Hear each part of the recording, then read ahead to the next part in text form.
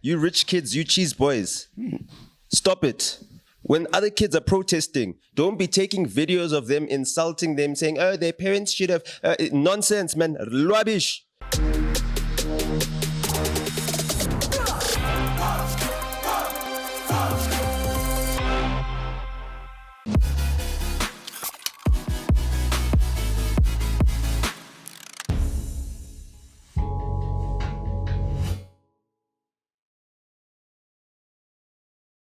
The name of the place is called Vibe Gaming. We are out in Newtown Precinct. The place is called Newtown Junction. Just right opposite McDonald's, right next to Capello, just next to the water fountains, next to the MPD studios. You will find a beautiful spot with some hubblies, games. You can just pop in here and play some games. Shout outs to the entrepreneurs that have started this business in the gaming space. Big up to them. Follow them on social media. Their platforms are The Vibe Gaming. The Vibe Gaming everywhere. The Vibe Gaming on Instagram, The Vibe Gaming on social media, all the platforms. And I'm excited because I've got internet voices, internet faces. Nizosibona emafonini wenu, sizondina. Abanye bethu njoba silani yosibona nizenyanye, nithi unsubscribe ngapha sivumbuke ngapha. Nithi unfollow ngapha sivumbuke ngapha. And at least we've got a new face to balance everything out, and it's a good-looking face. His name is Mr. Penson Mloch. Oh, yeah. Why not the most invite? He's a hater. Objection, Your Worship.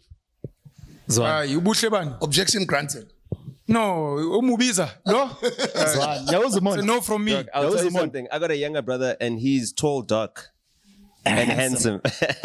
So, no, man, I don't even try to compete. So it's like, I let my little brother, be the guy. No, man, thank you so much. I rate myself average. Brag, humble. We're humble, very Kaya. Yeah, so Kaya, we're the most humble people in J, most humble in the world. Yeah. So I just wanted to say, guys, you're getting a good dose of your Monday today. Because if you click that link in the description, it takes you to our podcast, myself and PENUEL, the Black Pen. It's called Virtual MKHUKHU. Click, there's a link there that takes you to PENUEL, the Black Pen. That is his own personal YouTube channel. Click there and it'll take you to the PENUEL show. That is his show. He dropped an episode this morning at 9 o'clock. Click there. It'll take you to a brand new podcast by Nota. It's called The Music Business Authority. It'll take you to his platform. Click there. It'll also take you to Penson Mlocha's platform as well. But we've got a brand new episode that we've just loaded on the other side on Virtual MKHUKHU, myself and PENUEL. Maybe just to summarize on what we're talking about today, which I think anybody that might be watching who's an entrepreneur or who's a hustler needs to go watch that episode. A huge shout out to all the hustlers, guys. As you know, because he forgot protocol, don't forget to click on the subscription button. Don't forget to click on the notification bell. Please share this episode to everyone. Shout out to Nota. Shout out to Upensi and Santanda Akulu. Please, after you've watched this, if you haven't already, go next door and watch the Virtual MKHUKHU. Myself and SBU are touching on some very important things. We spoke about Vibe Gaming. We have the guys from Vibe Gaming on there to speak about their business, and we touched on failure. Business failure, life failure, something that will probably touch a lot of people because it touched us. We are failures ourselves who are trying to become huge successes. And we want to tell you guys that your time is not over, your time is not done. It is your time to shine. As we're about to start this podcast, I want to give a big shout out to Wits students. We were there marching with you guys during the Fees Must Fall, and we understand what happened there. And we do understand that last week as well, there was a protest that was happening. We actually had planned an episode to come to you guys so we give you a voice, because we do know that these TV channels, they just come to you for clout. They just want to give you soundbite opportunities. We're not going to do that.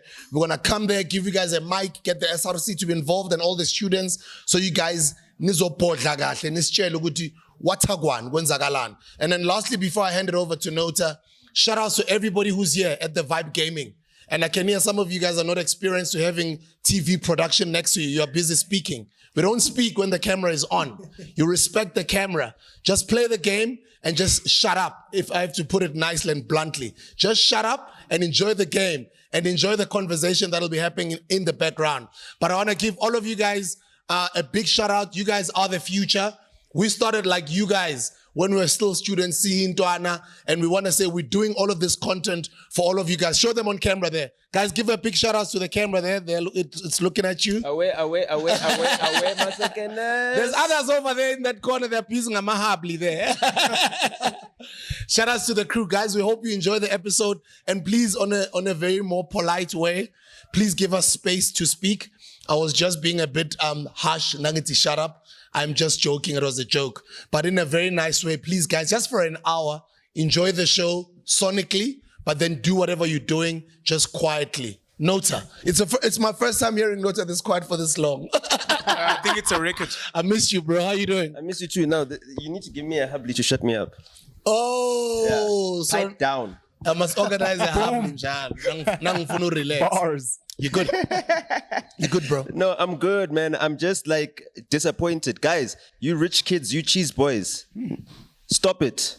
When other kids are protesting, don't be taking videos of them insulting them, saying, oh, their parents should have.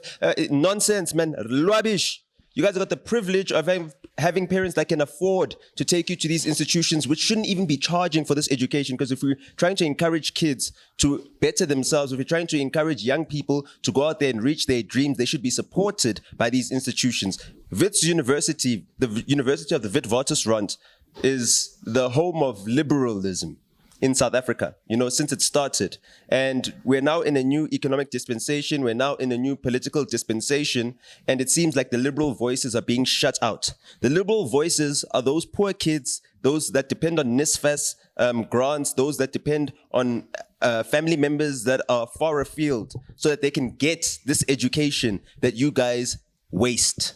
Because you don't make good use of it, because you're not using it to create generational wealth. You're not using it to take your families out of generational debt. So when you're seeing kids that are trying to take their families out of generational debt, do not look down upon them because you are better. Because you grew up with Kellogg's cornflakes, you ate muesli, you ate oats.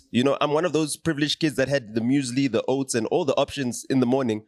But when I see my brothers and sisters who have less than me, I know that my privilege should not be something that I use against them. So please, guys, let's support the plight of those students who are fighting to change their lives, because they are the first people within their generation of family members that are going to get an opportunity of a great education. Maybe let us start it there. Penson, are you aware of what last week's protests were about? Yeah, no, I've been following. What kulanga cornflakes done? No, actually muesli, roughage. But we ate bran. Yeah. Nina kulanga nin. Umdog. No, we also had umtogo, maltabella, and everything else. What did you have? What options did you have? Sakulanga stash what? Because Picopito was Peter's Cambele. Jeez, no, thina sasishaya nesinkwa. Ngiyazi maphuma inyukasela bafethu sishaya nesinkwa thina ekuseni. Nesinkwa sase downtown. So yeah, no, I've been following a little bit. I try and stay away from negative spaces and come in when I can assist. So I remember with the whole, when I first got to Joburg and they had to do the whole Fees Must Fall movement, rather than wanting to get my hands dirty on the political side, what I did is I drove around, I handed out waters, I made sure I gave ama tureg, so that my student can continue what they're doing without me almost taking shine away. So let the students fight for what the students need to fight for. Tina, so supporter from the back. I was in the front with AKA. Fees Must Fall. Yeah, we were there, the bodyguards for the students. We were making sure that we use our faces so that they don't shoot rubber bullets at them. But when? They won't shoot us. Obviously, because there's famous people, they won't shoot.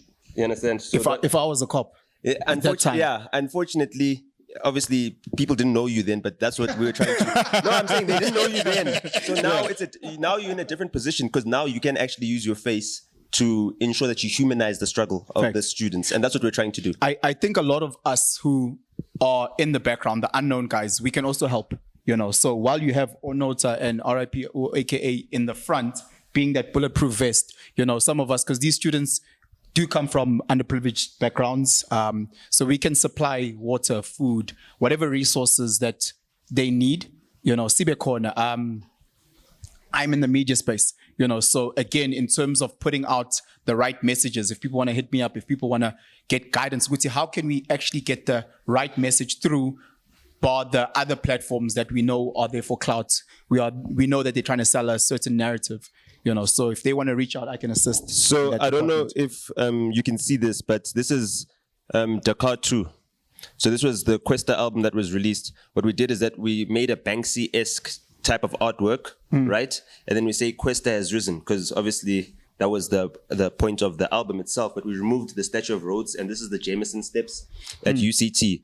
So this was like a time capsule to say, when we were making this music, it was during the 2015, 2016 students' Fees Must Fall marches. I know Justice is going to be able to blow this up and put it up there properly. So that was also part of our contribution to that, because those students are our primary customers. I don't know,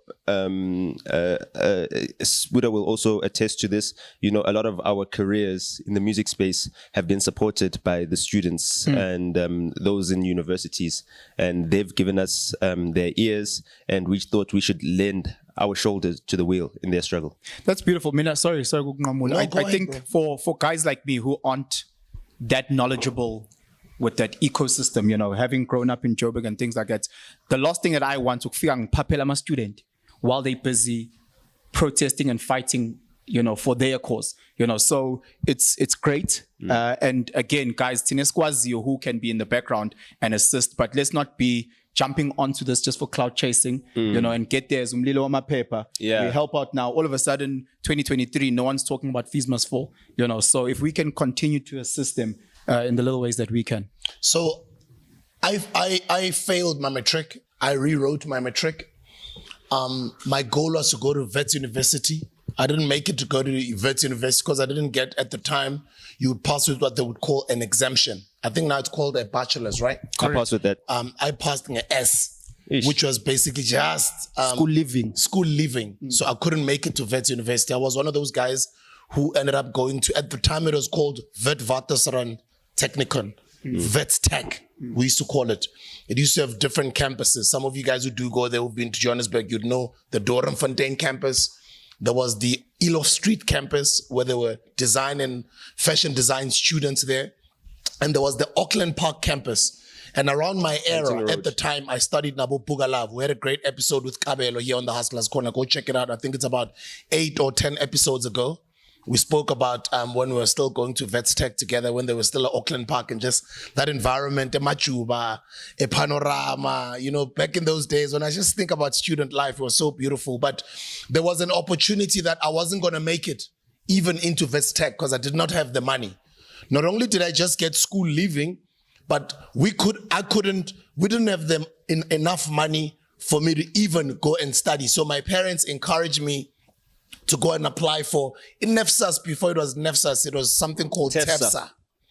So NFSAS was TEFSA at first. Luckily, I was one of the few lucky ones that were granted TEFSA. But I had to go in Yotabalaza. The example that PENUEL was making on an episode that we recorded next door, a virtual MKHUKHU, Uguti, when a student on social media asked me to give them money for registration, instead, I showed them how to make that money in a day selling MOFAYA, which on that day, I think we raised about 2,500 rands in a space of about 4 or 5 hours. Selling, sweating from car to car, from shop to shop, selling with this kid. And she made it herself. It was just us selling with her, encouraging her to sell. And at some point, she was crying, but she eventually achieved her goal in one day to raise that 2,500 rands selling MOFAYA. So the reason why I did that, because I know the pain of not having, forget affording the studies, just the registration money on its own. My parents had to get a loan from FNB for me to get a registration. But only loan 3,000 rands for me to register at Wits Tech. And then luckily I told TEFSA. TEFSA yakona, it took me. It was a loan back then. It was a loan, yeah. It was not even a grant, it was a loan. But I just wanted to paint this picture of, you might be older now, you might be working now, but you might not fully understand or grasp or comprehend what the students are going through when they're protesting and some of their rights or other things that they might be protesting for. But the biggest one is funds and being able to get into university or get into higher institutions of learning and study, because that's all they're asking for, to just get in there and study and be treated like other students. So I know how difficult those days were for me. I know how difficult those days were for my parents, but eventually I got in there. And as much as I was not a great student, I was a student who failed his matric, who had to rewrite his matric. I was a student who had to apply for a TEFSA loan. I was a student who had to pay back that loan at a later stage. I was a student whose parents had to hustle hard to get a loan from FNB to get in there. At some point, I became a DJ SBU. Now imagine if at that time, with failing my matric or with not having money to go to varsity, I'd given up on myself. So my message is just to say to you guys out there that even if you don't have that money to register, even if you're hustling and you're protesting to get into this varsity or this higher learning institution, don't be one of those students that end up being like, you know what, Mina Vela was not even meant to go to university. To hell with this thing. Mina ngiyayeka konke. Ungayeki. Fight the good fight. Yeah, I just want to add something before you go to PENUEL. Back then, please tell us about the process of registration, like how arduous it was, because obviously now it's all digital. It was difficult because there was long queues. You'd find some students sleeping there because the queue was so long that other people were coming from MKZN, others were coming from Mpumalanga, others were from all over the show. Some of us were better who grew up here at Chosen. Because we're not going to choose in Cap, Siva Small Street, Shabo, my window shopping, say Carlton Center, Basklova, Sylvester. Some of you guys who grew up in Joburg, you'd remember Sylvester used to hang around the small as a Carlton. Gatano goes Kekalington, Alizama places, Keleza Lakera, Leza Laichos, Ebuma Meridian, etc. But it was a long process for kids who are even from far, because some of them were even brought up by their parents. With their last money, they would sleep your queue when a Nota. And the people that were working in the registration queues, like how much work did they have to do? It was a lot of work because a year later, actually 2 years later, when I was now, familiar with the campus, I was one of those students who was always applying for those mini jobs. Jalonok Nama registration, I was one of the people who used to work there. I was a data capturer. And I used to work in assisting other students. It was a tedious process because it was not digital, but queue. Sometimes queue that you've been waiting for the whole day since exeni. Back jigisa shota log na logu melo hambe nbuyela mhlambe near Kempton Park or Yolanda log nabazalba noma mhlambe nibele kubuya kusa banzula zulisa that time abanye benu hamba nabazalba. It wasn't an easy process. So you'd say that at least that registration fee was justifiable back then? I wouldn't say it was justifiable, but they needed it. So, and at the time, I mean, when you were working there, you guys yeah, it was justifiable back then. Now they don't have that process. Do you think the same registration fees are justifiable now in the digital era? It's not justifiable, and I think when I stand to be corrected, I don't even want to say the amount on camera, but yeah, for me it sounds expensive. No, that's all I wanted clarity on. Thank you so much. I've got so many mixed feelings and many layers to this conversation. First and foremost, for some of the hustlers that are a bit younger, if Wits Tech is now been absorbed into UJ, so when you hear Machuba, Panorama, it's the same place. It's just called the University of Johannesburg now. This guy is old, so please excuse him. He's up there. I went to Rhodes University initially, and then I went to UJ Auckland Park and not Bunting. Bunting was more Wits Tech. I started at Rhodes, and in my first year, my mom had to get something called a minimum initial payment at Rhodes. Rhodes, I think still to this day is an elitist campus, an elitist institution, along with Wits, along with UCT, along with Stellenbosch. That's why some of the kids from there and the parents look down. Howard. Some of the parents look down on some of the other tertiary institutions, unfortunately, and it's wrong. Very high amount that needed to be paid. Where other schools were paying off 4,000, 5,000, I think we were paying 16 to 20,000 just to start. No, the MIP was 50%, eh? 50% of your tuition. So if you're staying in res, your MIP for res was 50%, and for your tuition was 50, before your first day, before you're allowed to register, before you're allowed to. So if you get that acceptance letter, you have to pay 50% of your tuition and 50% of your raise. I don't understand any of these things. My dad paid all my school fees up front. Like cheese boy. Sorry, Lunga. I didn't show the struggle. And if you just to add, is that his other name? That's his other name. Thank you, bro. You're going to teach me so many things about this man that has been fitting. The man is a right, but he's sitting on your left. Umalungel. So and if you're an international student, being from Lesotho, from Swaziland, or anywhere else, you have to pay full amount before you're even allowed to register. If you're staying in res, if you want to go study there, you have to pay your year's studies or whatever the cost may be before you're allowed to even register? Thank you. So it was about 16 to 20,000 in my time, which I guess was just the tuition part before you get to the rest. What year was this? 2004. Damn. I matriculated 2003. This year marks 20 years out of high school. So at 6% inflation, you can just... Yeah, it's ridiculous. And the cost of tertiary just keep getting worse and worse. In my first year, after my mom raised that money as well through a loan. And then from there, I also managed to get NFSAS. Luckily, after that, I managed to get a scholarship from Ernst & Young. Ernst & Young and PricewaterhouseCoopers sent me both at the same time. I went with EY for my own reasons that I'll explain on another day. But the whole thing was onerous. And NSFAS, I believe to this day, is still a loan. But if we are past if we are past to a certain level, they convert it into a grant. But as far as I know, it's still a loan. No. It's since 2018. Jacob Zuma converted it. It's a full grant now. Okay. So why mina bengifonele? Yeah, because you did it before Zuma changed the thing. So you're paying for the right for people to have a grant now. Okay, got you. Ubani production lazo lokho ecisha ngoba manje bayang No, they mustn't continue. Oh. If they cut in ungabapheleli inhliziyo, it's fine. Lo shem usesomusha, low Nota. Yeah, Maz. You know, Kgalema Motlanthe at the time when Julius Malema was still president of the ANC Youth League, spoke to journalists who were saying, why don't you guys quieten these guys down? They're too rowdy, they're too rebellious, they don't understand what happened at Codesa, etc. And Kgalema said, look, they are young and they're allowed to be young and they must speak the words of young people. We are old, we understand, we are diplomatic.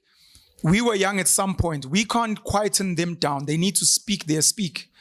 And it's important, of course, for young people constantly to say their piece. And with the internet and social media and phones, it's important for young kids, not just through us, but on their own phones to tell their stories of what's happening. But I wanna emphasize this because some of us are the bridge between the elders during the struggle and after, and then what we call Ama 2000 today. Some of us went through some of these things. Some people involved in Fees Must Fall. The students are not always right. Number one, the students are not always right. Just because you're young and you're fighting for this doesn't mean you're right. You know, that's where some of us who are the bridge are meant to come in and be dynamic. And the sad thing is a lot of us are not politically involved. A lot of us get into some of these spaces to try and seem relevant, to trend on Twitter, to make it seem like we're one with the students, which is not really correct. We've got deeper problems in this country. And when you look at just the financial exclusion aspect of it, it goes all the way back to the land.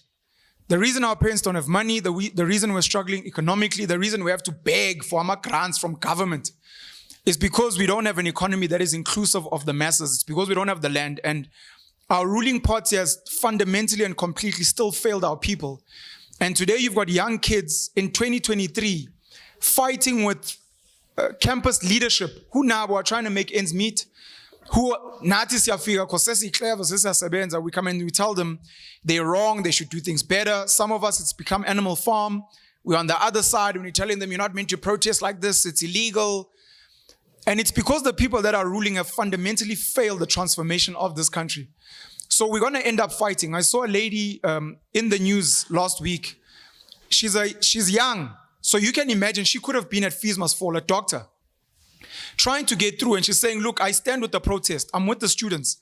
But and one of these students, it could be their mother or their grandmother who needs me. One student goes and says, yeah, but if you are essential service, my degree is essential services. And I'm like, that is ignorant. She's young. It's fine. But I'm like, this is where we now have a responsibility to listen to the students, listen to whoever's in charge of things, but then be able to bridge the gap, number one. And number two, to Nota's point about why in a digital age are people still paying high registration? Why are we still running tertiary institutions the way we're running them? We've got the internet. Why are people going to res? Why? You realize there's a money-making scheme, even with NSFAS, with all the buildings that are going up at Tax, at UJ, because there are people that are chowing money and want things to remain the same. They want the status quo to remain the status quo.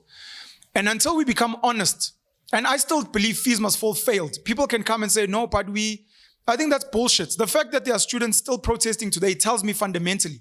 The fact that we need NSFAS, the fact that 40% of graduates, after that whole fight and sitting in exams and tutorial, 40% of those kids are jobless today.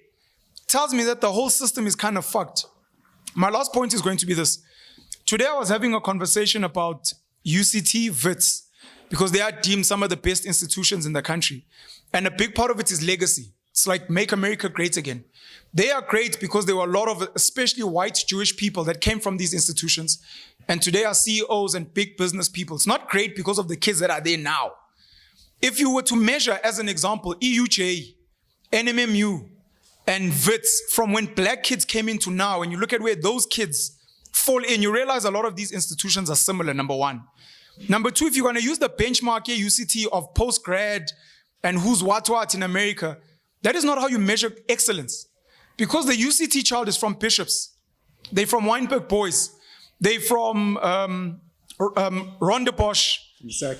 Paul Boys. You know, they're from some of these schools. Paul Gymnasium. Now, those kids come from very privileged backgrounds with their tutorial after tutorial, tutor after tutor, money after money parents had. That child comes in seamlessly into this space and they easily get the pass papers and they pass.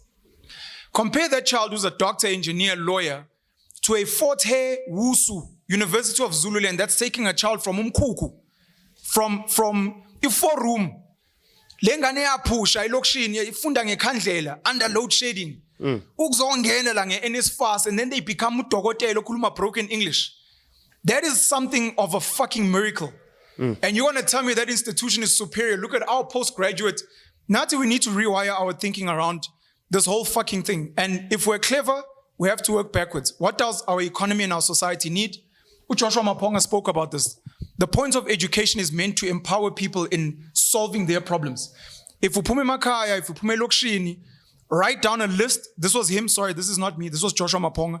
Write down a list of all your ills. There's drugs, there's alcohol abuse, there's potholes, there's this and that. Broken families. Broken families is a huge one. We've got mental health issues at Lokshini. And then from there, when you go to institutions, whether it's basic education or higher, go there and say, Prof, Doc, you tutor, these are my issues at home. I hear what you're saying, we need to do these things, but please explain to us and help me get the tools and the resources, like you did with the lady with the MOFAYA. Give me the tools so that when I go home, I fix these things, because it can't be that this entire system is going to help me jump from where I was to becoming elitist, so that tomorrow I'm going to be the deputy president who's going to be telling people to take concomitant action somewhere against miners that are striking, when you used to be head of a union that was striking against the same mine bosses. It means somewhere in that whole thing we've kind of fucked things up. Yeah, no, like, yeah. You're taking the words out of my mouth. Oh, wow. No, seriously, that's it. Umpucile. Emlonyeni. Is that what you say in Zulu, right? That's what you say. It's Tonga, we say, yeah. Yeah, exactly. Oh, you took the words out of your mouth. And it's beautiful. I love his contribution, because for me, I'm not used to Nota saying that. Yeah. But it's also, we need to find a way to also, make this conversation seem so flawless. So some of you guys, forgive us out there if you feel Mhlambe, it's the first time we're doing this, all four of us. And we've been talking about it for quite some time. We want to go to the institutions. And it's not because last week there was some action and some protest adverts. We spoke about it actually even on last week's episode on Virtual MKHUKHU. Sure. When we're saying we want to come to, even on Hustler's Corner last week, Nota. I did say to you that Mina no PENUEL we spoke with Sfunu University, higher institutions of higher learning. Sfunu students, as I was saying earlier, with Eskatness thing, they just get an opportunity to just have that sound bite, but they don't just border out properly. And sometimes, these media platforms, they've got their own agendas. And I also don't want to piss off other people who might be in this room and saying, you guys are flipping speaking about us right in front of us. And we are the students, but you're not even giving us the mic. So feel free, guys. Any one of you guys that feels like they might have anything to add, because we're not students, we're all older. I'm a 3-time dropout. And we'll come to Nota now about him being a 3-time dropout. But if you guys have got any contribution you want to make on camera, on the mic, because you are the students we're speaking about. Some of you guys go to Wits. How many of you guys go to Wits? In this room, none of you guys go to Wits. UJ? VUT? None of you guys go to UJ. Hustlers? No, Are you guys studying at some of the colleges? Please show them on camera. Yeah, maybe you got some issues also. Richfield. Sure. Okay, any one of you guys who might feel you might have a contribution, you don't have to go to Wits or UJ, but I'm sure you've got some gripes based on where you come from, where you grew up, and what you can afford at school, and some of the problems that you're experiencing at school. If at any point in this conversation you feel you want to contribute, just raise your hand. I'll bring you up so you can contribute on camera, yeah? All right, cool stuff. Buddha, so when you guys do this road trip with your Hustlers Corner, is it going to be engaging with the students? Yeah. Or is it going to be recording while there's students? Both. There was a hoo-ha in the Western Cape. Because of the guy who got his... They peed on his laptop. Yeah, and his bags, yeah. Yeah, okay. Yeah. So I wanted us to go there because obviously Stellenbosch gets all the funding from the Stellenbosch Mafia and their grandchildren. You know that the biggest venture capital firm in the world that's funded the Facebooks of this world, it's funded the PayPals, the Elon Musks. Sequoia Capital is now headed up by Roelof Botha, who is the grandson of P.W. Botha. So just imagine He's part that. of the PayPal mafia. That's not dope. No, I'm saying it's dope that you're giving us this information and that he's managed to do that for his people. Well, P.W. Botha, yeah. His for his people, whoever his people are, to get to that level of greatness. Just imagine, like one of the architects of apartheid, his grandchild is now one of the funders of all the corporations that rule us today. Can you unpack the Stellenbosch Mafia for those that Well, I mean, the Stellenbosch Mafia is just, the businesses owned by the kids of the founders of the Stellenbosch University, which was a university founded by Afrikaners to give them the skills to build this South African economy that, dominates the African continent today. We are the biggest economy per capita. So kahle sizwa ngabo. Yeah, everything. Okay. That happens in this country is either produced or, is formulated from the alumnus of Stellenbosch University. Speaking about Stellenbosch, let me just give a shout out to JJ Tabane for a very insightful and interesting interview that he had with ex-prof Mamokgethi Phakeng. Ex-VC, she's still a prof. Sorry, did I say? The prof is forever. Ex-VC, Mamokgethi Phakeng. That was a very insightful interview, but very interesting as well on some of the things that she unpacked, on some of the challenges that she's had to go through being a VC. She says some people actually didn't think she'll last for 6 months. She says it was so difficult that she even lasted as long as she did. And she kind of feels she was going up against a very powerful force that would not have allowed anybody of her skin color, and especially female, to have been in that position. But I just wanted to congratulate her, and she's a lady that myself and PENUEL have been looking forward to hosting on Virtual MKHUKHU. I'm looking forward to us hosting and having a conversation with her, because she's one of the people that I admire, because I also follow her on social media. She's an incredible mind. And actually even JJ Tabane even said she's got, I don't know if it was him or he was referencing other people. He was referencing others. Intellectual arrogance.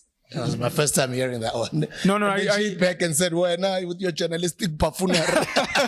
but she's also the founder of the UCT online high school as well, which hops back to what you were speaking about these institutions and their institutional, I guess, mentality, trying to keep traditional ways of education instead of, coming into the digital era. Like, I really look forward to hosting her. She's an amazing lady. She's got an incredibly youthful energy, hectic fashion. She connects with the kids. She's won an international education award. I know Oprah Winfrey at some point did a tribute to her as well, and some of the work she's done with the Oprah Winfrey Leadership Academy. And she's just a shining example of strength, power. Dynamite comes in small packages, and she's really cool, man. She seems like a cool lady. And a lot of the students I know at UCT really loved her. But understanding that you're putting in, she calls herself a change maker, putting in someone who is arguably rebellious and trying to transform minds and processes, how you'll get a lot of resistance and people will want to kick you out. So why did she take that step back? I heard that she left a lot of money on the table. in terms of the settlement. Am I correct in what I'm saying? I wouldn't know, but I saw her settlement was reported at 12 million. At 12. What that ended up as, I haven't seen from there. So why did she? I think that was a payout package, like early retirement. She was forced. She was pushed. She didn't jump. For what reason? She didn't have the support. Like, it's a political organization at the end of the day. Yeah. When it comes to university leadership, and there's a whole lot of other people whose support she did not have, and it was making her tenure not only untenable but unworkable. So she was unable to do the transformative work that she wanted to do, or introduce the reforms that she wanted to do, and her character was being assassinated for the work that she was doing, and she took, I guess, a lot of personal strain for that. And I mean, the money that she was given is part of what she was entitled to as someone who was working and in the position that she's in. And you must also understand it's a competitive space, being a vice chancellor of university. I mean, the University of Johannesburg just said goodbye to its vice chancellor. I think Zeblon Vilakazi, right? He's now stepped down. There's a new vice chancellor that's coming in. Back in my days, I think it was Professor JJ Engelbrecht or something. In the UFS, there was Jonathan Johnson, who was also a VC, and these are highly paid positions, and they target some of the best academics, in the country. And if you want to actually attract those people to do this work, you need to compete with the EY, you need to compete with the PwC, which are paying them exorbitant salaries. You need to compete with international companies like McKinsey and Company. So you bring in these VCs, you want them to align with what the political alliance of the university, and if they're out of line, you squeeze. That's what happens, It's a perspective. Yeah. Okay. Because perspective could be different. Because the rumors were she left 24 bar on the table. Okay, this is something you've read? Or? This is something I've read, yeah. Okay. So again, I think a lot of people who might be watching this might not know exactly what's happening. So maybe Sikela Pezulu. But I think also thinking about the money that she left on the table is the wrong way to think about it. Think about the money she could have taken had she taken a job as CEO of Standard Bank. Had she taken a job as CEO of, Sibanye Stillwater, where Neil Froneman got a bonus of over 300 million rands. Yes, Neil boy. Jeez. You understand? So that's 50 times as much as she settled for. And that's a bonus for a mining boss who's less qualified than she is. So I want to start off by saying this, and this becomes the nuances that a lot of us need to kind of understand. It's nice to bring people in, arguably, who are coming to transform a space, but there are incumbents there. There are boards, there's the UCT council, there's all the stakeholders, the biggest funders, the parents, the students. So you might have, for example, your own vision, but it may not be in line with all of those people, including your own staff. So as beautiful as it may be, let's say you want the woman king, you want to have a black female, that's nice, but there's a lot of stakeholders, and if they don't like you, it's going to be difficult to work with them. And they are in their right to tell you, we don't like working with you, you make our working space untenable. The second thing is I don't like discussing money in these type of stories, because it kind of distorts exactly what was happening. Yes, there's a money aspect to it, but we can't 12 million because we don't even know if it's a lot or little. I also hate the comparison, and this happens all the time with our local CEOs. We love speaking about how they're competing with multinationals and O'Neill and the guys. And I think it becomes wrong, particularly in spaces like education, where we have teachers and police officers and nurses that protest. And fundamentally, the first priority of their job should be service before the money. So when they start saying, yeah, but look at the CEO, it's like, for me, I'd rather that person, hambo kandimali. And here's Sizo Sebens as Chuluge. And I hate the fact that, especially in South Africa, our CEOs are so arrogant. And they keep acting like, it becomes this thing of gatekeeping.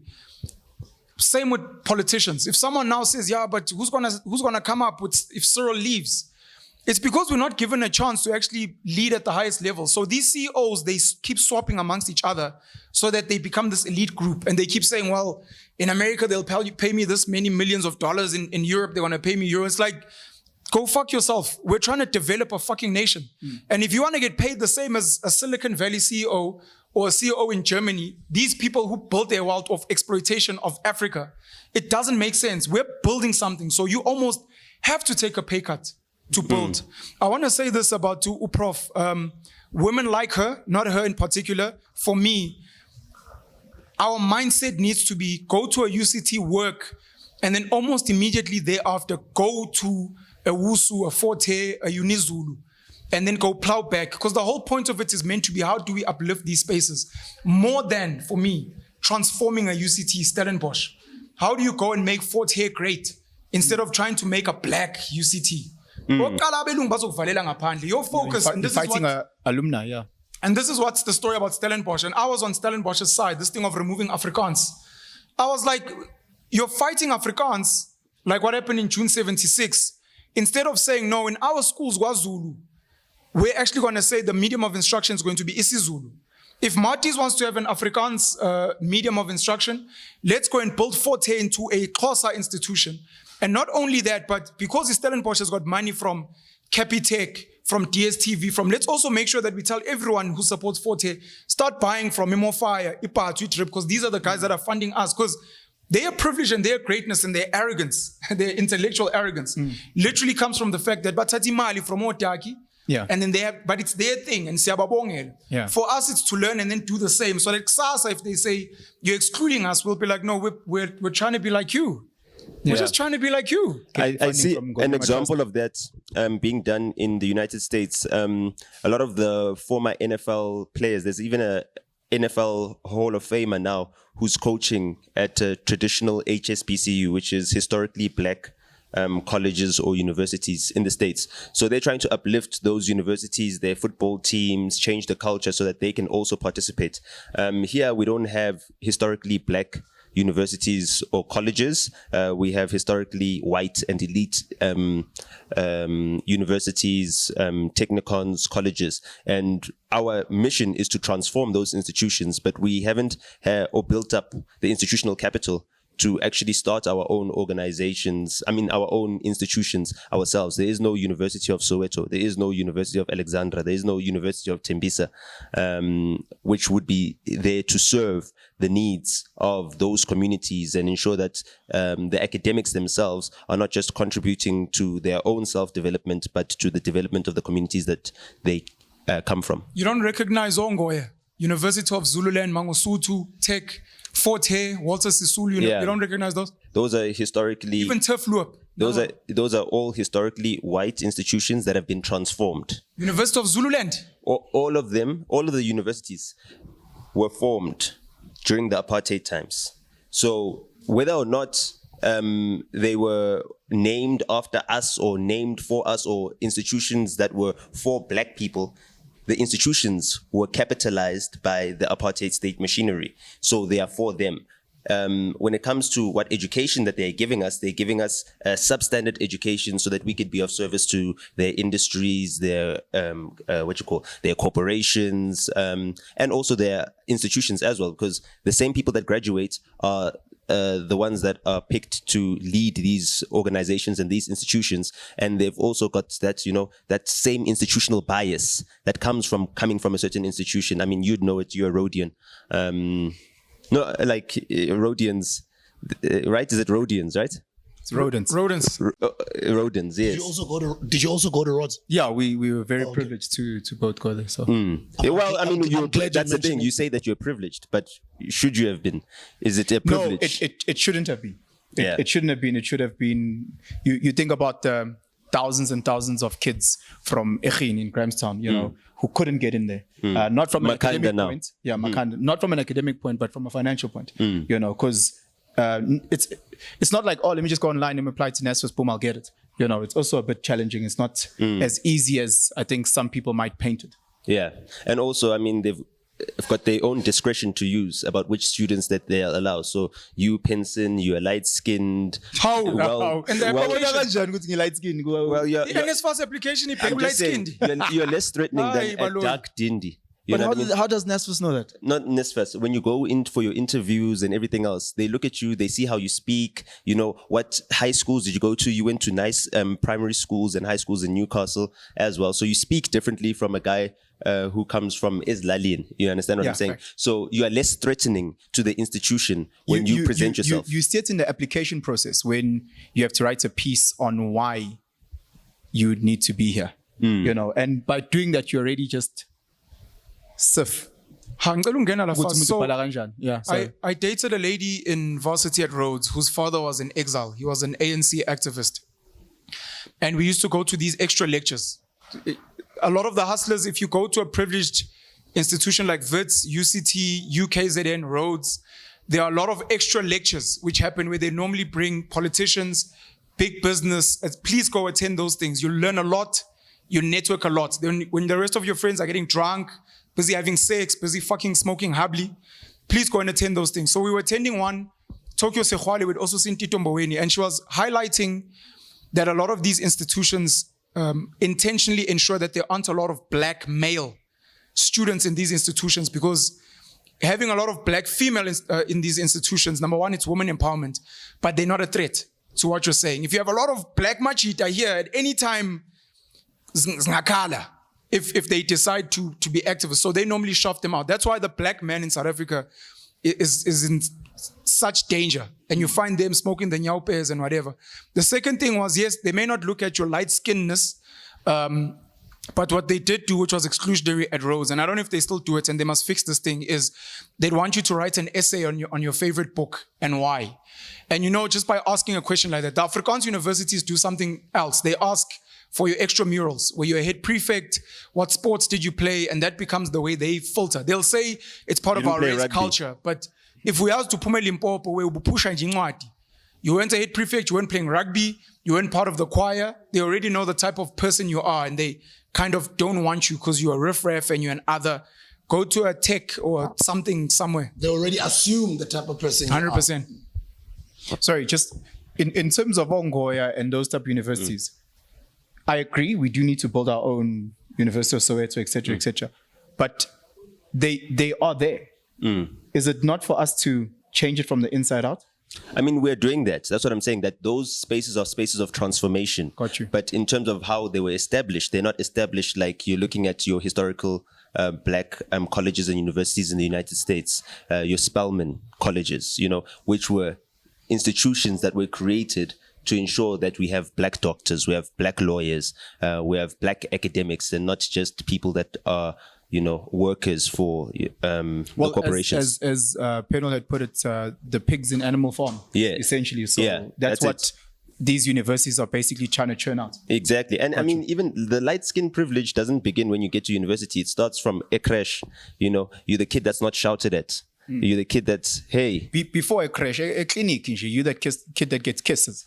Or Nesbak Tanda, they play with baby. And that contributes to how you grow up, how you see yourself, and your self-actualization begins at those formative steps, your early childhood development. People always try to clown me because I got memories from when I was 2 years old or whatever, but I had like the best early childhood development. I had actual psychologists that were seeing to my education from the age of 4 years old. I was able to articulate myself at the age of 4 years old. You know what I mean? And other children do not have those privileges, did not have those advantages. And for me, it's something that gives me a lot of guilt, which has given me purpose, because I feel like I've tried my entire life to use my privilege to speak on behalf of those children that, when yes, the uglier kids who aren't able to articulate themselves. You know what I mean? So-called. This would make a big difference. Oh yes. Allegedly, apparently, according to. Think about this. Like from the age of 4 years old, when I went to creche, I was always put in a leadership position. When the kids in creche who did not know how to speak English as well as I did wanted to go to the toilet, they'd ask me to ask the teacher because they'd get permission if I ask.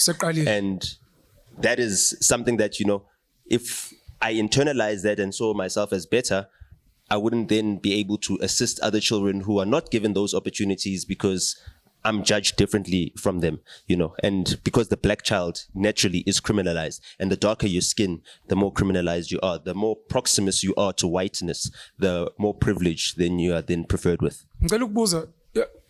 Directly, would you guys send your children to these institutions you're speaking about? Are you sending your children to these schools that we call Ekasi schools? Or are we here just coming to blow hot air and pretend like we care from a distance?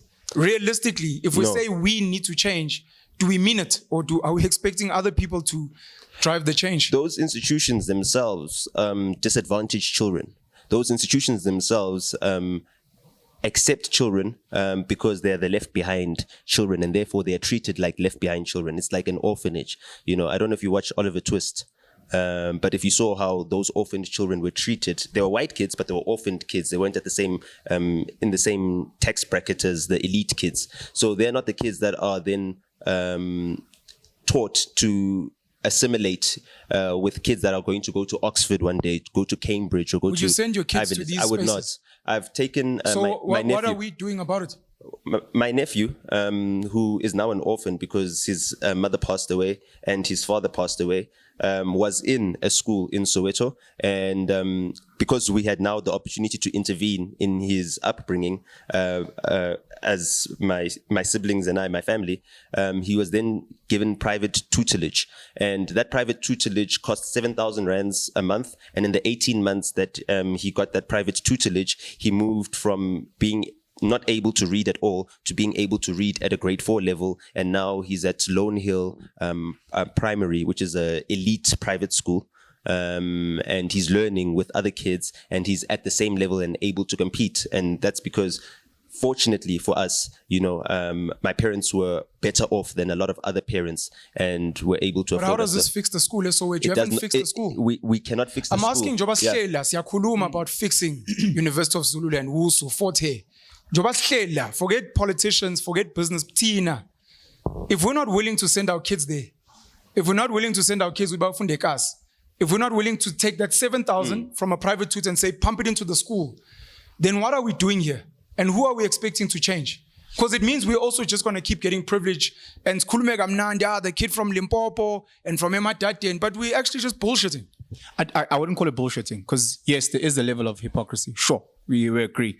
And we are sleeping on silk linen. So my kids are very, very privileged as well. They're in a very great space. Utupak says, I might not be the change, but I might spark the, you know. So it has to start somewhere, Lungel. You know, so it's But not. Tupac sparked it. Now, why are we but not the no, change? No, we're trying every How? day. My So question for is how? example, we are educating the masses. We're doing a lot better than those that are just sitting in That's what spaces by Bigo were themselves. educating us. About That's- Marcus that's- Garvey, yes, we need- for how we- long? I agree. He did. He chose a career in teaching. I'm saying, Serving. So I'm saying, He was teaching in private schools. yes, and in private schools, there's black kids that also don't have it as well as white kids. And that need a black- that need a black face outside of Uputo Sebenze Ngadini or Anto Sizayo Kishin. They need a face of power, someone who can actually articulate and assist them. Because even in And those humanize them. and Not even humanize as- them, because yeah. even in those privileged spaces, they still struggle to make the first 11 cricket team because of how they look like. Because his dad might not have played cricket, and his dad doesn't know how to be part of that system. So having us as their fathers, as their mothers who actually teach, siyakwazi assist a little bit more than our white colleagues, you know. So again, I might not be Steve Biko, or I might not be that guy who manages ukuthi ngithathe ingane zami ngiyifake eSupercell and transform. But what I can do is that I can lend my voice, you know, Yeah, and start doing visits at Supercell and start talking to kids and motivating Yeah. kids and building kids and doing the little that I can. If I do that and you do that and those guys do that and she does that, all of a sudden there should be some sort of I think snowball effect. what your brother's alluding to is that the failure of this trickle down system that we have sort of believed in.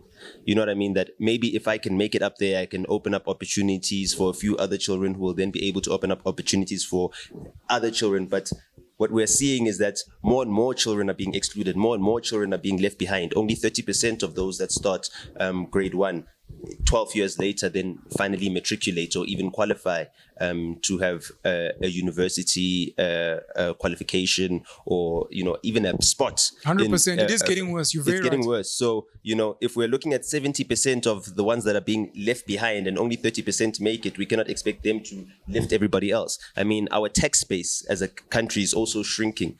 We're now less than 7% of the country is actually contributing to our fiscus, and that has to support, you know, the poorer 90% of the population. And the problem is getting worse. That's what PENUEL is saying, and we're not doing enough. You're right, and we need to admit that. To you as well. The same question about would you send your children to these spaces? would you send your child to a township school? If not, who is the we and what are we supposed to be doing? It's a very, very good question, by the way, PENUEL, and I like the fact that you're holding all of us accountable, including our viewers out there. Mina, personally, I think for those who know the work that I've done over the past 15 years, and that was intentional. For me, when I started being in my 20s and started doing well in entertainment, I opted the route of existing in schools. And some people even say they attribute something I don't care about, relevance. They attribute my relevance to this day to the fact that those kids that I used to go to, they're now family members, they're now CEOs, or they're now working, a lot of them. I've been to over 900 schools. That's dope. That's too crazy. Not only just talk, I've been to 900 schools. Yes, guys, for a period of 15 years of my life, I used to go to at least 1 or 2 schools every week. Not only doing motivational talks, but speaking to government. Egurulweni municipality, I don't know how many bursaries we've put pressure on the Egurulweni government to give to kids. I remember a program we once did. Shout out to my sister Faith Mangope. It's so good seeing you on TV now. At some point, you were my producer. You were working behind the scenes, making me shine, writing all my scripts, organizing my shows, producing everything that I used to. I mean, I was just that voice that used to speak on the mic. But Faith used to do the hard work of getting companies to chip in even just registration fees. I remember at some point we organized over 300 students, just registration fees, that came from a company called Busa. Is it Busa or Bisa? B-U-S-A, Bursary something of South Africa. And I want to give them, I want to applaud them if they're still around, if they still exist. And I was existing in all of those spaces, in all of those programs. I remember Umama Enji Mutsecha at the time in the province. She was the one who was the head. And I remember Upanyaza at some point was still serving under her. Panyaza Lisufi. Yes, and now he's a Prima of Gauteng. I remember the countless work, and I want to shout out the Sibusiso Lope Education Foundation team, because all of that work that we did for countless years, nobody was paying us. It was just from the goodness of our heart to contribute. Feeding scheme programs, bursaries, scholarships, loans at some time. At some point, we had to pop out some of our own money to help out. And at some point, some of the kids who would take the initiative of inviting us to their institutions or to their high schools, who were SRC presidents or who were in the leadership, some of those kids, we saw potential in them that we pulled them through. And I know some of them were doing well. I know Kutlwana Mudise, my boy, who's always making me proud. Is doing really well. Always reminds me, Ta for intervening in my life. And Ta. And I'm not saying that so as to say I'm better than other people. Hey, my contribution is better, been over 900 schools, blah, blah, blah. But I'm saying that I saw it early, the need to serve. Yeah. The need to do work without having to be paid to help out in our communities. And I say, what would get us in that position of making a difference is us coming in with the mindset of serving as opposed to money. And speaking of serving, also the institutions, the correctional service institutions, they are also educational institutions. For the left behind young men, I think there's a population of just under 200,000 of them as well. They also need us. They also need a voice. They also need to be visited, just like the children that are studying in universities. They call prisons the University of Life as well. And I believe in the redemptive value of just humanity, and that anyone is redeemable, even those, who might have blood on their hands because of situations in their lives that they could not control. And we also need to think about them as well, because as much as we're trying to lift everyone with a rising tide, we need to make sure that that rising tide lifts even the boats that have holes in them. Sorry, shout out to Slef. And I know you and I have said we need to do more work, especially at Tembi, Sekaslako. And then Tina, it's Newcastle where we come from. Soweto, where I come from. Cheese boy, asazi what he has to do in the suburbs. But he can go back to Soweto. Well, look, I'll give it to you like this. When I played soccer as a child, I played for a team called African Eagles, which was founded by Skara Tintwa. And what we used to do is that because our parents had cars, we used to go to Zevenfontein or Skodpola and pick up kids there and bring them to come play sports with us. They played at King's College, where I played with Ulong Etwala at some point in time as well. And Zevenfontein is now Stain City. They've moved everyone that used to live in the squatter camps there to Diepsloot. And then we'd also pick up the kids from Diepsloot, and we moved our sporting grounds to Dainfern College. That program has, gone away because the kids that started it, which is us, have now moved on to other things, and we haven't done the work to actually have a succession plan and ensure that the kids that came after us are still doing that work. So the kids that are in Diepsloot right now are left behind. There are no, sporting or extramural activities, any cultural activities for them. And currently, there's a small program that has started, which my nephew is a part of, called Little Kickers. Some of the more privileged kids who pay for that, and then that payment goes into ensuring that the kids that come from Diepsloot also have food and are able to participate in sporting activities because their schools don't have sporting programs. I've seen Dr. Precious Mutsepe and her husband, Mr. Petrus Mutsepe. I think he's a doctor as well. Is he? He's got an honorary doctorate from Motis. Spoke very beautiful Afrikaans, the mafia. Yeah, but they've contributed 150 million rand, or just under $10 million to programs that are going to be giving the Department of Basic Education and Training the funds to start sporting programs in some of those left behind schools, some of those township schools, arts programs, choral, verse programs, because you can introduce music to kids individually, have them play piano, have them play instruments. But if you're doing it as like something like choral verse or choir music, that's when you can absorb a whole entire group of young men and young girls and give them something outside of academia to, enrich their lives and to also unearth their talents. No shade to the Can I just Mutsipes. jump on? So I'll let you. No shade sure. to the Mutsipes, but I know Konimali that was put in Alex for sports that disappeared. It's doing okay, but I know the Nike soccer thing is starting to fall apart. We're waiting for money that we were promised with Global Citizens. A lot of these initiatives, especially sports, but we'll hope for the best, just for that. Yeah, sorry, I think you brought up Dainfern. So I was very, very privileged. I was the director of sports at Dainfern College. Come on. No, they must know. And what are these, Ekasi. Except Dainfern, I can just imagine guys I was just say,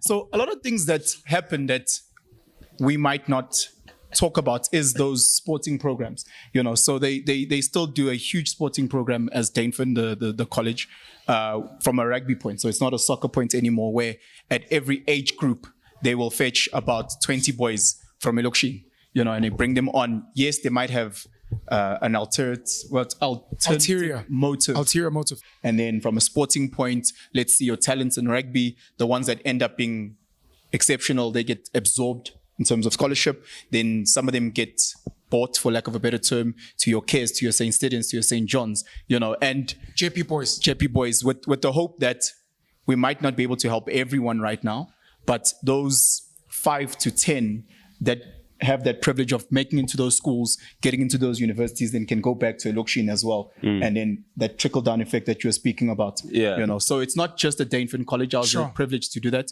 Tillasol, Holy Cross College, St. Stithians. These are all spaces that I've worked at. So you were also at St. Stithians? I taught at St. Stithians. St. Stithians, that's Abo Kabelo Mabalane. St. John's, that's Abo AKA. Abo Kamza, JP boys, I think Owen Nkomane. He was at St. John's. St. John's from okay. Child St. John's, yeah. Okay. So again, I didn't go to those schools. Shout out to Tembisa High. No. So guys, I didn't go to those schools. I never had that privilege to go to those schools. However, I was privileged enough to work at those schools. So now it's opened up doors so that, again, my kids can go to those spaces, because every space has its pros and cons. And I've seen the benefits of being in those spaces. And that's where I wanted my kids to go. And this is how capitalism works, which is what Nota was saying, that the trickle down is not happening. Yeah. Instead, they find the best, the Siakolisis and the Penson Mlojwas, and the net effect over time looks like it's not getting better. The Ricky Ricks. Sorry. you know. Went to He went to Hashtag Hilton, Hilton, and even though his father passed away, once you're in Hilton, the school will pay for your school fees if your parents are unable to complete the program. What I was trying to allude to when Alungal is that it's not all doom and gloom, but still land, you know, because we have to be accountable and we're not doing enough. Correct. We all agree, you know, but shout out to this guy. I didn't want to criticize you guys No, earlier. no, you weren't. No, you're criticizing right. us, No, but I'm going to what you're criticize saying. you now because you're poking me and I was trying to keep quiet. Please finish, sorry. So in the seashore, we must also take Pokemon. stock. We Pokemon. You know, we must also take stock. Pikachu. Showing a lightning.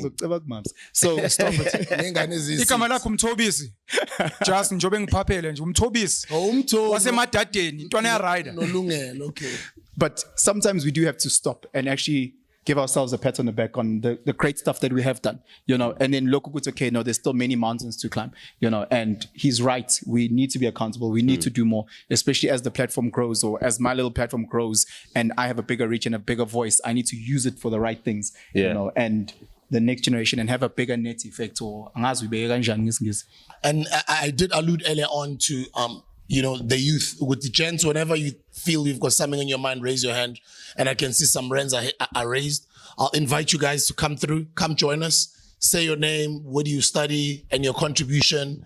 And as many of you guys as possible come through. Maybe let's start Please with the come. first Let me one. criticize Amachita before they speak. So as you guys were speaking and speak about the work you're doing, all I was hearing was politicians, you know. This is how politicians speak about the work they've done in certain Ekasis and whatever. And even now saying, let's pat ourselves on the back. We don't allow white people to do the same thing and they do it. And my issue is fundamentally, this goes back to, we have structural issues. The fact that they've gotten some black people now as representation, I don't think the net effect is great. I think we're like, but I'm trying. You're like, but that's what Van der Merwe said. And that's what Mr. Douthwaite said. And that's what you're like, I feel like I'm hearing the same story, but from a different race. And, so man, you and must for me, break our spirit to see. no, that's not what I'm saying. Okay. You know, I'm just, sorry, let me let Amachita speak. 'Cause like I said, you guys poked me and maybe let me just keep it to myself. No, don't. Don't keep it to yourself. Ngifuna Amachita Or khuluma. maybe hold it for now. Sure, I'll hold it for now. Thank you for the opportunity. My name is Bongani. Sure, I Bongani. work here. Khulumela phezulu, sure. Sure, I work here at the Vibe Gaming. So I wanted to ask, because you're having all this conversation about making education free, simplifying things, even from the previous episode about the CIPC and stuff. So I wanted to ask, how good of an idea is it to simplify these things? How do people treat things that they pay for and things that are free? Like how good of already our education system is bad, right? Sure. So how worse will it be if it's free? Sure. Is that your only question?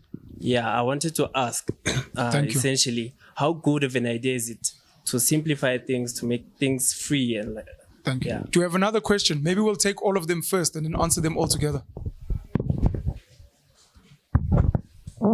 Thank you for the opportunity. Siyabonga. I'm a student in Richfield. I study for IT. Sure, Siabo. My question, I have to take you back. Based on employment, right? As you know, majority of us know that South Africa supports nepotism, right?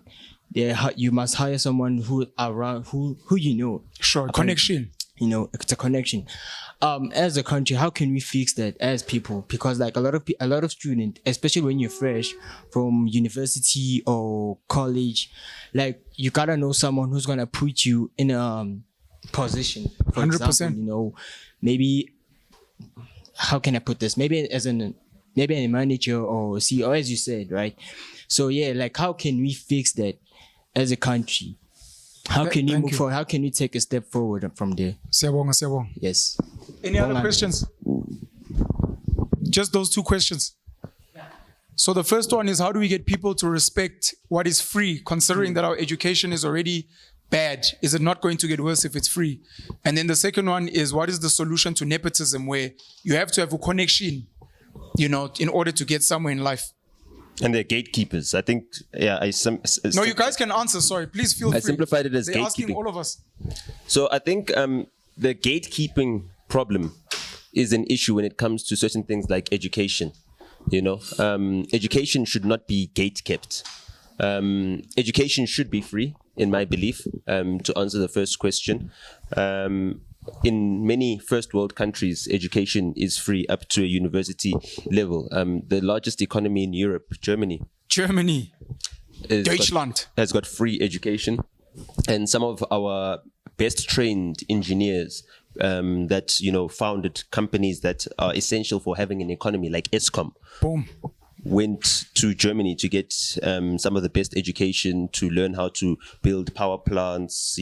Now we're on the Make ESCOM Great Again drive. We don't have those institutions here. We don't have a drive to actually build the skills that are needed for this economy to run and to serve all this country's people. So the elites have built a system in which, very few can rise to the top. And once they rise to the top, their positions are so flimsy, I guess. They don't have any security that if you dare try to assist others, if you dare try to use your position to uplift those who have been denied those opportunities, you are then seen as problematic and your opportunities will then be curtailed. 100%. I don't know if you're answering one of the questions. Are you saying part of the problem with nepotism is gatekeeping? Yeah. You're adding on that it's a layered issue.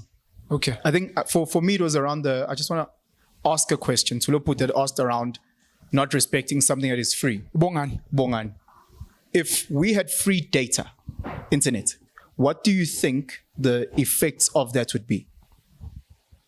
Free porn. No, come on. True. Yeah. True. So Free gaming. we spoke about something as like education should be free. So when you were saying with the society, I think it's but the nice thing about free porn is that after post-nut clarity, you will want to watch other content. You know what I mean? You watch porn, then you feel ashamed. Then you watch some podcasts that are educational to try and so don't feel ashamed of watching porn. It was aligned with people don't tend to respect as much something that is free, and Nota touched on which education should be something that is free. And I just wanted to get your understanding, and I know Zopenduluput, but I wanted to get Bongani's understanding of what do you think would have happened or would happen in today's time if data was free? Can I say my 2 cents? Sure. Don't forget, a lot of companies are making things because of money, right? So if everything is free, what would be the use of getting it? What would be the use of what can I say? What would be the use of putting pressure to do something? If order you're just giving it for free. Let me jump in quickly.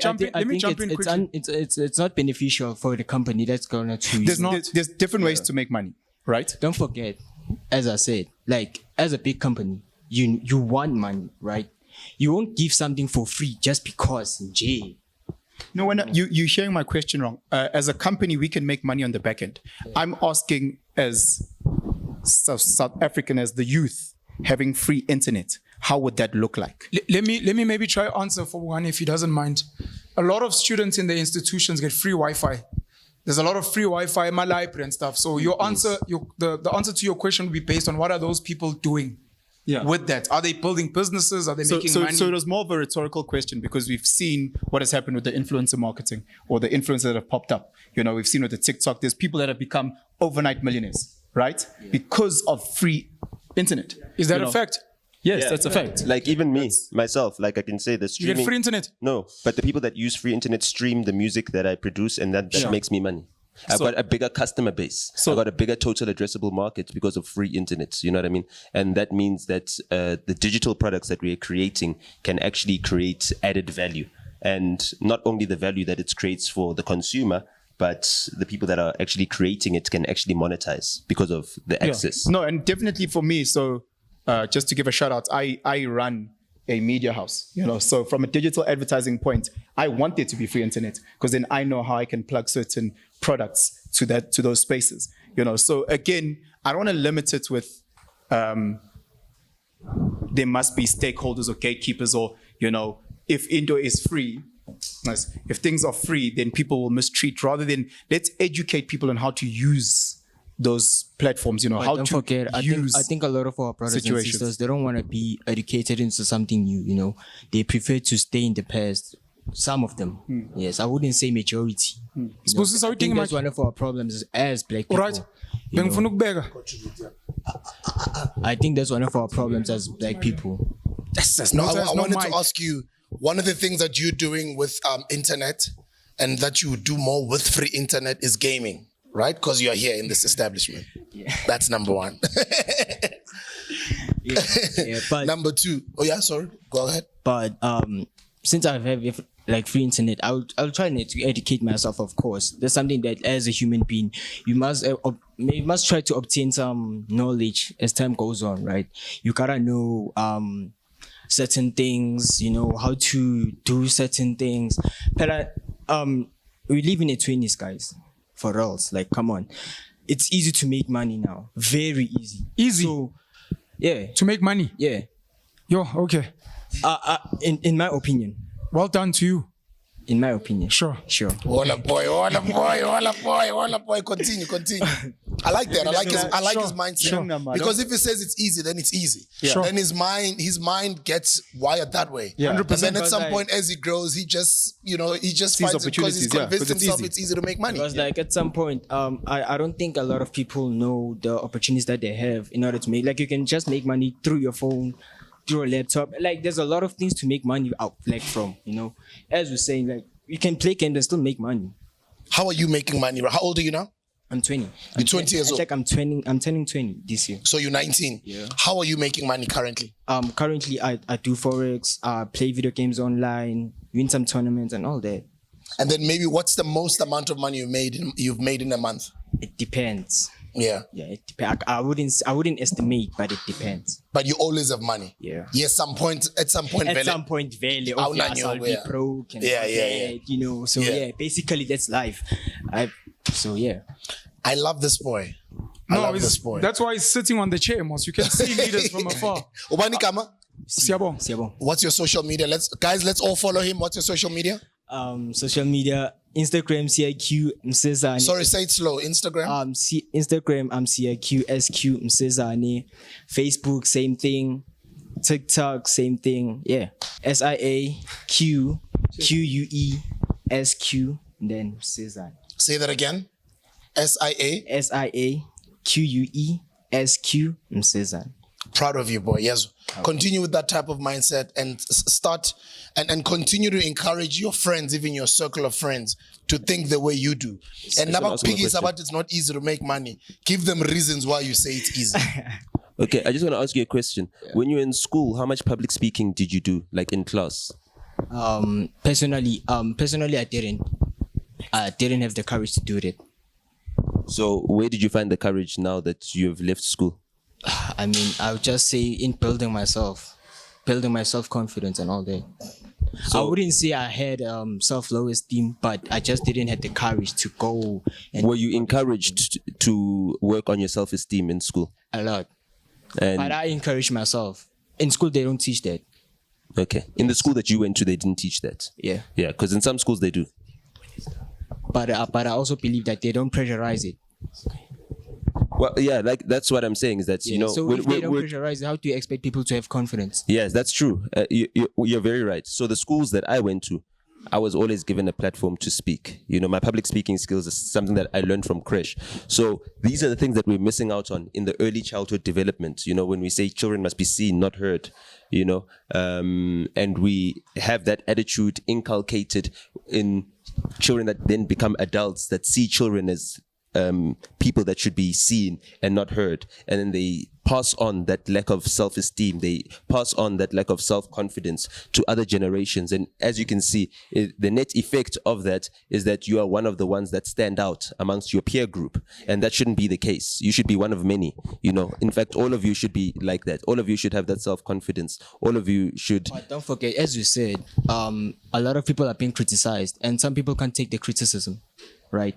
When you're being criticized, your self-esteem drops. To be honest, it does drop, actually. But it depends on what type of people who you have by your side, who like support you in whatever you're doing. Or to teach you how to take or accept constructive criticism. Because some people believe that failure is fatal. I would put it as in a mainly way. As a man, if you can't take a if as a man, if you can't like take criticism, like I don't think most of the time you will make it in the world. Facts. I don't think you will make it. Because a lot of men are being criticized right now, as we're speaking. Facts. Sorry, Bongani, your question. I'm going to try and answer it. You asked why, how would people treat free things? And the reality, in my opinion, is most people wouldn't appreciate it. You know, we get a lot of people jumping into qualifications, jumping in and out, not really taking it seriously because it's free. Dropping out 3 times. Dropping out, whatever the case may be. So for me, as a potential solution, because it shouldn't be a money thing, because we struggle with money. I think there should be a cost to higher education, but it should not be monetary. You should earn it. Because currently everyone now is trying to get into tertiary, and the reality is, you think just because you have money, rich kids, they go and they fucking blow their parents' money at On tertiary. drugs. On rubbish. So you should show a keen interest and desire, maybe go through a course where we can see you want to be an engineer. And then the companies, the big engineering companies should fund your education so that it's free because they will absorb you later. We've got a schooling system now which is commodified education, and people are studying the most useless qualifications as long as they have the money. So you could make those things free and it's not going to help anyone. So I don't appreciate free. I know when Fees Must Fall was trending, one of the things that came out is that 70% of the cost is the staff. So in reality, a big chunk is the teachers and the lecturers. And we've got the internet now where you can learn from the internet, from some of the greatest professors in the world. The problem is, if we tell all the kids to study Jeffrey online Sachs. from Oxford, Harvard, Princeton, all of these people are going to lose their jobs. So then we're almost preserving jobs of lecturers so that they can pay competitive salaries, when fundamentally as a kid, all you want is a good quality education so you can have the skills to go work. But for me, higher education in particular, even basic education should not be free, but the cost should not be money. It should be your hunger and your desire. A kid in grade 10 who's not attending class, who wants to smoke, should be kicked out of school because clearly they're not serious. And the kids that are willing to work, everyone should do whatever it takes to make sure that that kid gets that education, and it shouldn't be a monetary thing. Okay. That's the solution, at least for me, in terms of the free. I just want to ask you about the kids that are discouraged. Not the kids that are incapable of learning, but they're discouraged. So, you know, maybe they didn't have the best marks, maybe they didn't have the best speaking skills, they didn't have the best environment at home, they didn't understand how their education could help them be part of the solution to their family's generational debt, and could help them then pass on generational wealth once they get older. Those kids that are discouraged, should we now be discouraging them from attaining education mainly because they weren't taught the value of that education and how transformative it can be in their own lives and in the lives of the others? And I just want to go to an example of myself. I'm a 3-time dropout, and I'm going back to that because you wanted to ask me about that. And the only reason is because, you know, my dad could pay for the school fees up front. My dad didn't only pay for my school fees, he also paid for the school fees of his sister's children who were educated in rural Limpopo. So they went to Gwambeni High School in where is this, Ashihoko, which is rural Limpopo, close to Tzaneen. And we've got the top mechanical engineering student in my family. In his year that he graduated, he's now part of SAIMECI, which is the South African Institute of Mechanical Engineering. And to qualify for SAIMECI, you need to be the top 2 student in the year that you graduate. We also have his younger brother. He's now a metallurgist with an MTech. Their older sister is an electrical engineer, and she's one of the top engineers at Eskom Distribution right now. My sister, Elina Mashimzi, she's got an MTech in electrical engineering. We also have a BTech in IT, a BTech in civil engineering.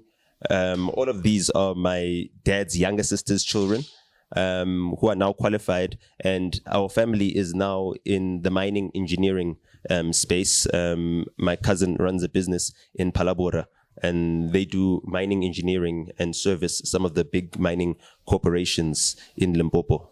Shout out to your father and shout out to those kids for pushing as My well. cousins, Congrats my to your brothers and family. sisters. Yeah, I'm going to be brief. I'm going to hand over to Penson, and I'd like the gentleman to come through with his question. You spoke about discouragement. I wanted to try and answer Siabonga's question because I don't think it was answered. The reality in life is everything hamba in connection. I was going to say it's capitalism because it looks like capitalism, but the reality is that everything in life, it could be at a traditional function. If your aunt is the one dishing, also totally played El Nenyameningi before everyone else. So the real solution to that is to try and get as many people in your community as possible to get into spaces to pull you guys in. That's how the whole world works. It's how it's always worked. Even if you look at the kings before colonization, if you are close to the king or the chief, you won. Until we change those things, and part of that is building your own. We can't get into that company, so we will build our own. We can't get into that space, so we'll build our own. Outside of that, look, you can try and get into politics and then have merit-based appointments in government and business so that people are forced to be qualified. But for now, I just want you to have this idea that nepotism won't generally end because it's a human thing. I want my brother to come into a space, but you want to try and make sure that he's qualified. So for us, how do you get into spaces through talent, bribes, whatever, and then how do you pull other people in for that? In terms of discourage, very short, because it's going to be a very long answer. I'll say that for people that don't have advantages in life, some of them we're going to lose them along the way, and we must focus on the ones we can get to a certain place, and then hopefully they can bring other people later. Sorry, Penson, and then brother, please. No, I think the brother, because I also wanted to speak to Siyabonga, around please, nepotism. if you can introduce yourself, Okay, where you study, how old you are. Okay, so my name is Kane. Kane? Kane, yes. Nice to meet you, Just Kane. hold the mic higher up. Okay. Yeah, My higher up, all the way higher. up, like off the cake. No, the mic. You see your finger. So what it does that? No, up, high. Hold it higher up. Yes, because yeah. There's a, Yeah. Okay. So my name is Kane. I'm currently studying at Richfield, which is a private institution. So with what you said about the people's environment effects and the discouragement and everything, most of this generation who are currently successful, if you have to look at their backgrounds, most people come from rural areas. Most people were disadvantaged. You're saying most successful people? Yes. Most successful people come from poor backgrounds? Yes. Most black or non-white? Okay, let's say non-white. Like, Okay. Yes, they come from a hard life and everything. So the thing is, you can't say the person. How can I put it? For instance, like the person won't make it because they are not privileged and everything. Like with rich kids will blow the money and everything, like you said, but And snort the money as well? yes. Yeah. But in different contexts, like if you are really determined to do it, it doesn't matter what background you come from, Facts. you will make it. So you're countering?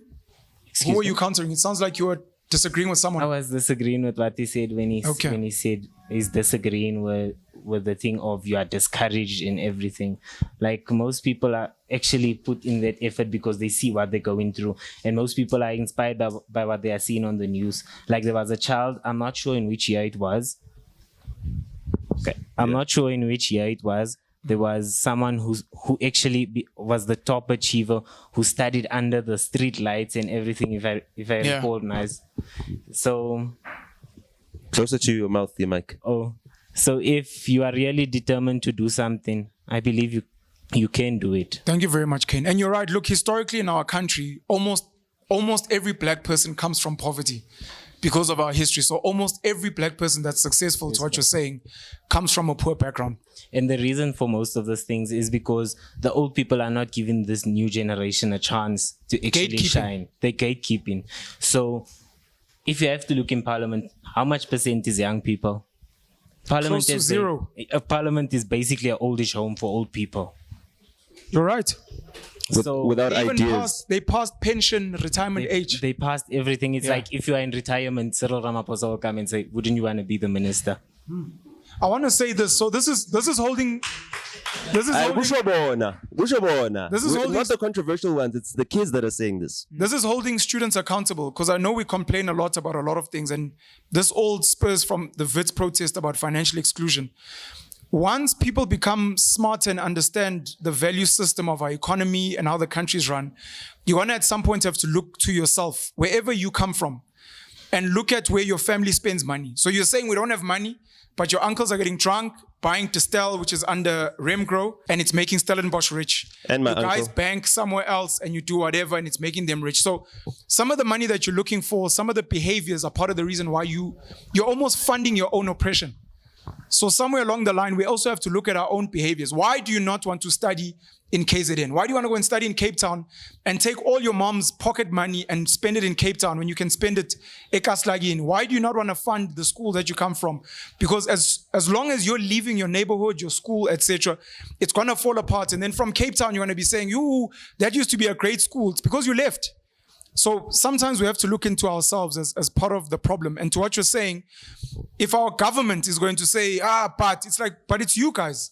You guys didn't create the opportunities and you closed the doors so that young kids can come and be great. And the reason we don't have succession planning for young leaders because anfun kusuka.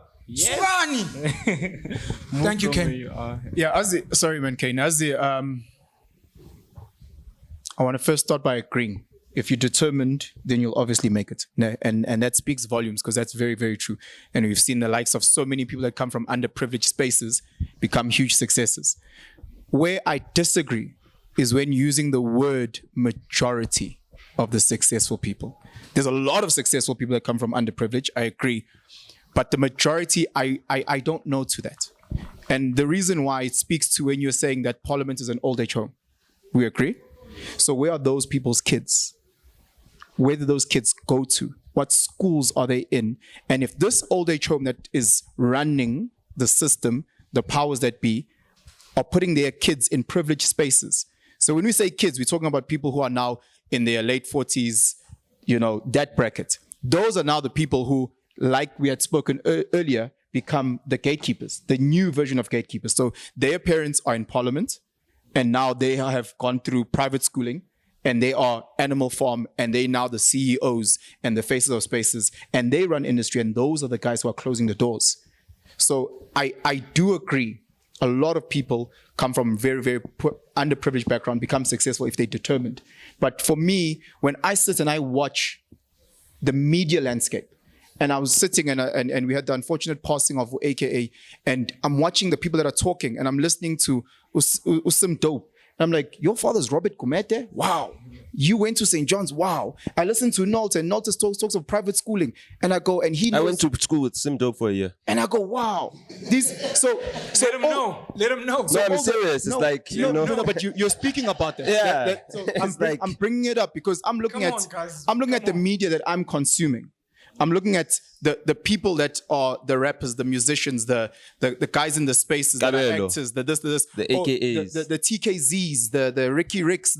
I'm like, these guys come from privilege. Seriously. And they are running the industry. We do. And it's not good they're running the industry in terms of they're the rappers. They actually run the record labels. They actually run the media companies. They actually run what's happening behind the scenes that we don't see. And because you didn't go to St. Banbani or Banbani College, you start realizing, Guti, these are the sons and daughters of the people who are in Parliament or who had that are controlling the system. So it then becomes a little bit harder for people who grew up in rural Diepsloot or Wasuga Engotu, Babanangu to actually understand the toughness of the journey, as determined as that person may be. And again, with prayer and hard work, that child will find where they need to go. But if I'm from Ebabanang, where I fail to even pull Vodacom signal just to make a call, when I send a please call, it takes 2-3 hours before it lands. It makes it that much tougher. So you being in Joburg and going to a private institution, you are privileged, sitting next to a DJ SBU. Do you understand the millions of kids that wish they had your privilege because they would use it differently? Sorry, it's just a different way to think. And the encouragement that they get by being proximate to this privilege. Danga, you now on YouTube, hundreds upon thousands upon millions of people are going to watch you. They'll follow UCT. There's a knock-on effect from the privilege of just being in a space like this, playing online games in the middle of the richest city in Africa. So when we look at underprivileged, we need to break it down. And how does that look like? And what's my journey been? And where do I play? And yes, child, wherever you are, if you are determined, as Kane said, you will get you. So I just, unfortunately, we're going to need to shut down. I don't know if we still have time for final words. My apologies, Kane. Siyabonga, if you can please just make it brief. We're running out of film tape. I'm at 2000, won't know what we talk about. Fuji film. currently I don't know I don't know how to put things, but Just project. Just project. Speak louder. And just your last words, your last 30 seconds. okay. Shout out to everyone who's watching this YouTube channel. I support it very much, and I watched a couple of episodes, which I got a little bit of educated, but yeah. Shout out to everyone who's watching this. Thank you very much. Your last advice on how other 19-year-olds like you could be making money on the internet. What are the first steps they could be doing? They'll do the rest of the work, but what are the fundamental first steps they should be taking? Okay, for me, just study something that you know you're good at it. Just do something that you know you'll be good at it eventually. You have to do something that you know 100% that no matter what it takes, you will be good at it. That you won't give up on. Yeah. Okay. I don't know. I don't know if I've got final words to say, but I'll cap it at this. We need to also acknowledge the compound effect of the privilege that we have. You know, myself, I am sort of like a captain of industry from the recording space, and I've dedicated that privilege to assisting, especially the artists that emanate from, you know, the rural areas, the townships. You know, you've heard me say, yo, I don't like these American wannabe kids with their twanging accents and stuff like that. I'm from Santon, bro. I've got the twanging accent. You know what I mean? I could rap. I can freestyle right now, rap everybody's name right now. You know what I mean? I could probably rap better than anybody else. But what purpose? Seriously, I can. But what purpose does it serve if, you know, my skill and my talent is not encouraging those that are left behind? And that's why it is our duty, it's incumbent upon us to give those opportunities to those that are left behind, even those that are in the correctional facilities. So we'll be going to the correctional facilities very soon. You know, we're bringing studios there. We're allowing them to have a voice. We're going to the township schools, the township or what is it? The previously disadvantaged universities, the Mangosuthu universities, will be coming there to give them a voice and to give them a platform. And hold us accountable, guys. Hold those that are in privilege, hold those that you see in the media space accountable, whether it be in the social media comments, and ask them, what are they doing for those less privileged than them? Yeah. Wow. Thanks again for this amazing opportunity. You know, so it's not just those that are privileged who can give back, you know. So now you can look next door if they don't have something and you can assist. Rather than just looking up, you know, you can look left and right. But for me, I'm just very, very excited about the going to different institutions, going to different spaces, getting to learn from the likes of no Siyabonga or Bongani, because they've got that youthfulness. They've got, you know, they in they're in the trenches. They're in the struggle. They're in the struggle. So it's always great because once you get past a certain stage in life, you tend to have new problems and you forget, you know, what others are going through. So it's always great just listening to how they unpack and ask certain questions. And a guy like me who loves learning can just drink from the wisdom that they've imparted on us. So thank you so much, guys. But again, guys, just thanks for this platform. So please, let's continue to support, comment, teach us, and whenever we go to these new spaces, come through. If we go to a UJ, be there. If we go to Ongoya, be there. If we get to Rhodes, be there. Support us, and let's learn. Quick words, Kane, and then please hand over to you, Grootman. Okay, I don't really have a lot to say, but all I have to say is, guys, let's say hashtag let the youth shine. Give the youth a chance to actually fit into what the country is growing into. Let's reshape this thing. Thank you. Thank you, Ken. Outing Valley, guys, just a challenge to all the SRC heads. A challenge to all the SRC heads in all the institutions around the country. Please get a hold of us. Please invite us over. We'll come through. We want to sit with you guys as the SRC. We want to sit with some of the students. We want to hear some of your problems. We want to hear some of the cool things that are happening on your campuses. Thank you for the support. Thank you for watching us. Thank you for watching the Hustlers Corner, the Virtual MKHUKHU, our personal platforms. Thanks to Siyabonga, Ukane, Ubongani, and everyone else who's here in the studio with us. Thanks to Vibe Gaming. We love you guys very much. I'm going to leave you, Grootman, to close us off. Thank you so much. I think anybody out there who works for a brand that you guys think would love to be associated with taking us all over the country, taking us to different schooling, educational institutions. Maybe you're a supervisor, you're a brand manager, you're in marketing, or Itai Malako is a CEO at a company that you think, here's an opportunity to sponsor this podcast. So we don't want the money, Tina, ourselves, but we just want to be able to pay for the expenses of getting into those kumbis or getting those t-shirts printed so we can visit these institutions and go do the Lord's work, and we can be able to feed the kids when we're there. To drink, it's okay. MOFAYA will have all of that. We've got your back when it comes to drinking. But when it comes to paying for transport, paying for flights if need be, paying for t-shirts that we're going to print, and just being associated with this platform and being associated with helping out students out there all over the country, would like for you guys to also reach out. I want to thank my brothers. Thank you for today. It was beautiful. We're appreciating you guys for the work that you're doing online, caring about teaching and being humble enough to teach. All along, I thought you were an amazing teacher until I met a real teacher. He is a real teacher, and he's a real teacher. But I understand where the influence comes from. Thank you very much to your family and just the willingness to give off for yourselves on the internet without getting paid a single cent out there and just preaching that knowledge to the public, to the world, actually. We appreciate you for that. Nota, we appreciate you for your brilliant mind. You're an amazing brother. Don't listen to all of the negative voices that speak bad about you. Anything that tries to take you down, rise even 10 times harder, because you're a brilliant mind. We are only trying to access that brilliance out of you. Anything else that vibrates low, we also do not want it on this platform. We don't associate with it. Can it happen anywhere else? And can it not even happen at all? We want the great Nota. You remember what Nota said last year? Exactly a year ago.